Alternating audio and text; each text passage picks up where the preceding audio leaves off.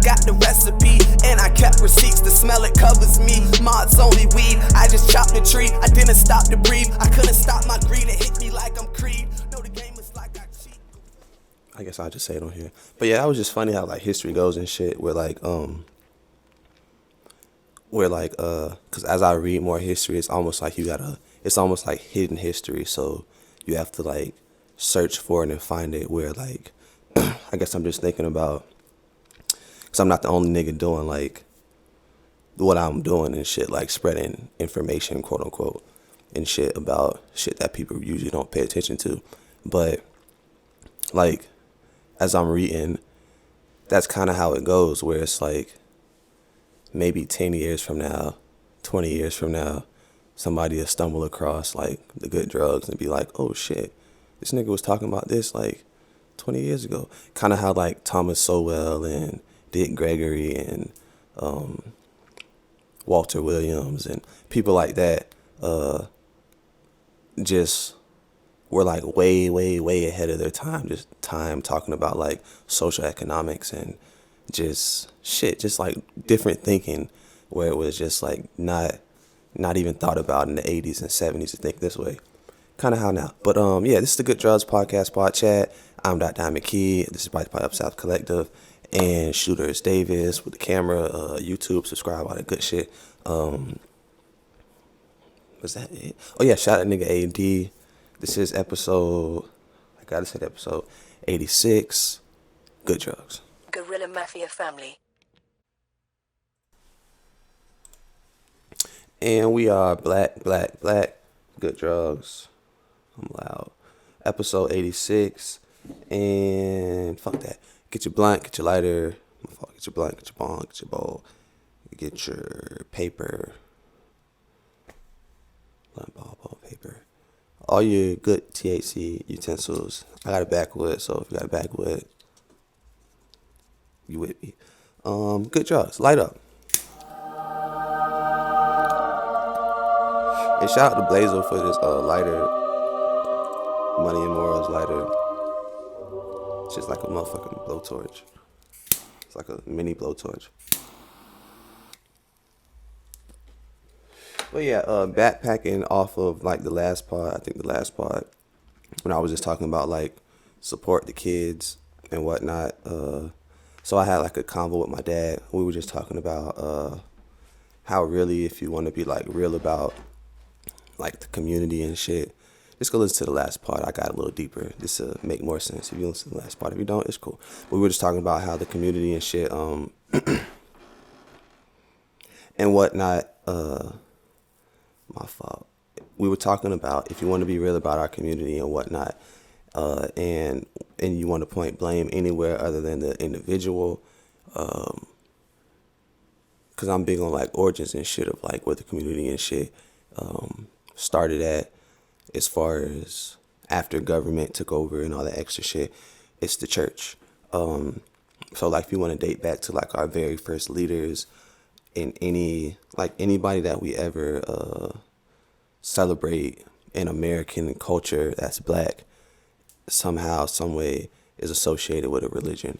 So the church, not just being like Christianity, the church, but the church, Muslim, the church, the religious groups.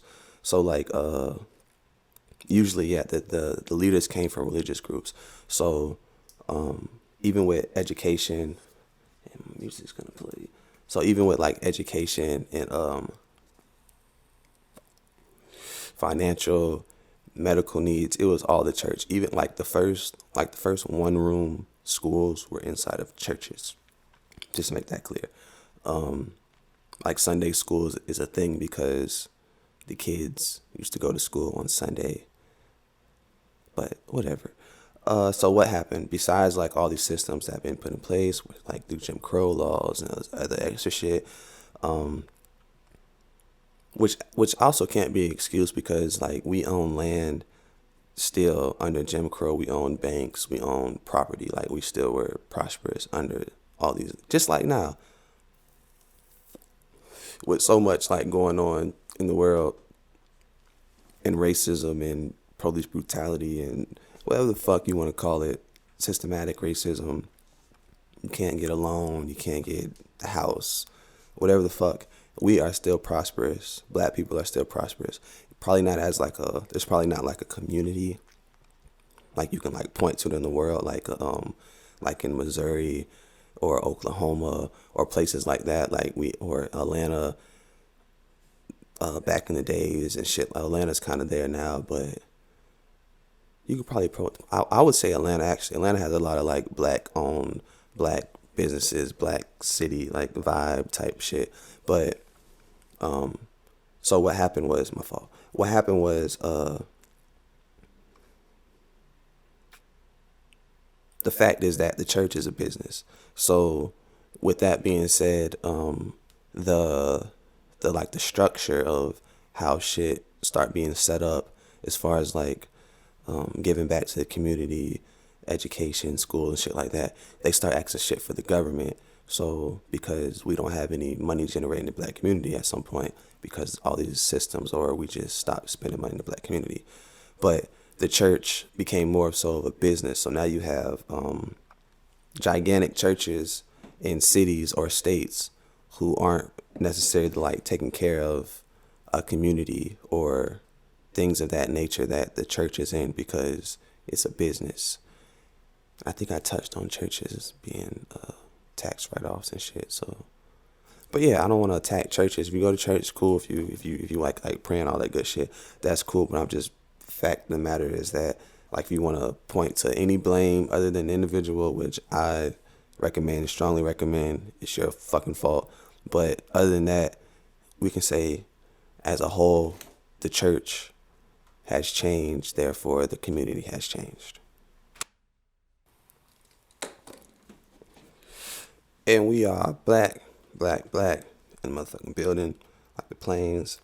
And moving on to, so I got like news and shit now. I'm off my information, my rants, my preaching moments. Now I got motherfucking news. So Michael Brown's father, we all remember Michael Brown, Ferguson. We weren't there for the story, but we remember his friend that was there. He told the whole story about the cop basically harassing them. Kind of explained that Mike kind of beat the nigga up, but he didn't deserve to get shot. So it is what it is. But anyways, Anna Ferguson activists, they demand $20 million from Black Lives Matter. I touched on Black Lives Matter being fuck niggas and fuck hoes. I can say that because they crooks, and it's proven now. But being fuck niggas and fuck hoes, I had touched on this shit when I was just exposing the whole George Soros. He's a fucking like terrorist, kind of a lot of money. But anyways, yeah. So the father of Michael Brown and other activists from Ferguson, Missouri are demanding financial support from Black Lives Matter after the organization. I don't know why I keep playing my music. My fault, y'all. Black Lives Matter after the organization revealed it raised over $90 million last year. Michael Brown Sr., whose son was fatally shot by a white officer in August 2014, along with the other activists who helped propel the movement, want $20 million from the group to help their community. Where is all that money going? Brown Sr. acts in a Tuesday press release. This came out on a Tuesday, just roll with it. From the International Black Freedom Alliance. How could you leave the families who are helping the community without any funding? The police, he said that too. The police shooting of Michael Brown sparked months of unrest in Ferguson and helped solidify the National Black Lives Matter movement, which is actually true. So the nigga is actually owed some type of money just for like sparking a whole movement. Like it's like an invention, you feel me? Like if I create some shit and it's patented under my name, which it, like Michael Brown, like this is proven history, like it's patented under my name, like just give me my bread for it. This is just like business. But other than that, it's fucked up that Black Lives Matter has made all this money and hasn't given the families that they're making this money off of or protesting for any of the money. It's kind of weird, kind of crooked.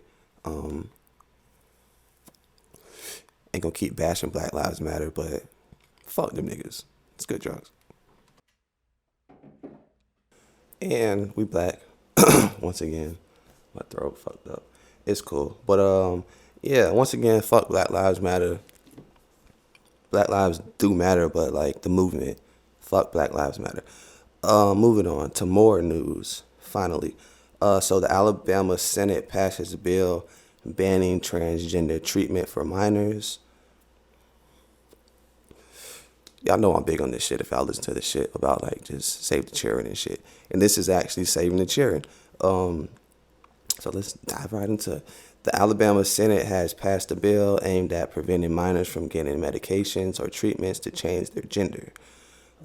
Senate Bill 10, called the Vulnerable Child Compassion and Protection Act, passed 23-4 Tuesday afternoon. On another Tuesday, just roll with it, it's a Tuesday. It now goes to the House. The bill makes it a felony for doctors to treat transgender minors with hormonal therapy, puberty blockers, or surgery to help their transition. So you can't cut off genitals. Well, you can, but let's hope they pass it. So supporters of the bill said minors are not ready to... My fault. If you're listening, I just grabbed the blunt, so I lost my place. But they're not ready to do something. Are not ready to make decisions like these at... Supporters of the bill said minors are not ready to make decisions like these at a young age. The primary concern here is the health and well-being of Alabama's children, said the bill's sponsor, Shay Shelnut. Shout out Shay Shelnut, she's a Republican from Trussville. I don't know why that's important, but I guess so. It's in the report. So we must protect vulnerable minors who do not have the mental capacity to make life-altering decisions of this caliber. The efficacy, I think that's how you say that word. I'm pretty sure that's how you say that word. And effects of these particular surgeries and methods of treatments are not well sustained by medical evidence, and actions of their severity cannot be undone. So this is some shit hold on, I just want to stop myself. Hold on. This is some shit I had said already, like, that, like, altering the bodies of, like, minors and shit isn't good for their health, like, period. Like, that's just common fucking sense. Like, if I'm a growing child and you stop me from growing, if it's not living, it's dying. If it's not growing, it's dying. Like, save the children. So opponents say the decision should be between parents, the minor, and a doctor. Several dozen protesters rallied outside the State House Tuesday, speaking out against the bill.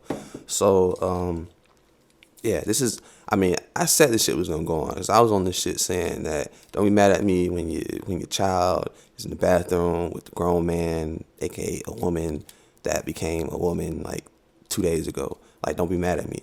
But don't be mad at me also when your child can't win no more sports games and you mad that your child getting beat up around the court and shit because the little girl is actually a little boy. But, and I'm not even being mean, I'm just being real, because this shit's like a real thing where it's like, you're not protecting the child.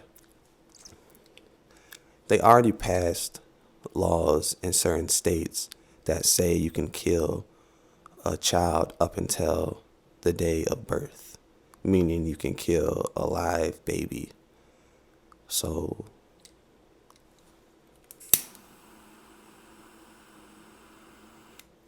save the children. It's a good drugs. Yeah, y'all niggas stay up, be safe. No, hold on. This is the Good Drugs Podcast Pod Chat. This was episode 86. This was brought to you by Up South Collective and Gorilla Mafia Family and Shooters David. And my blunt's coming undone. I'm not gonna end it till I roll it though. But yeah, y'all niggas stay up, be safe. Shout out nigga AD. Y'all niggas stay up, be safe, but stay dangerous. It's the Good Drugs.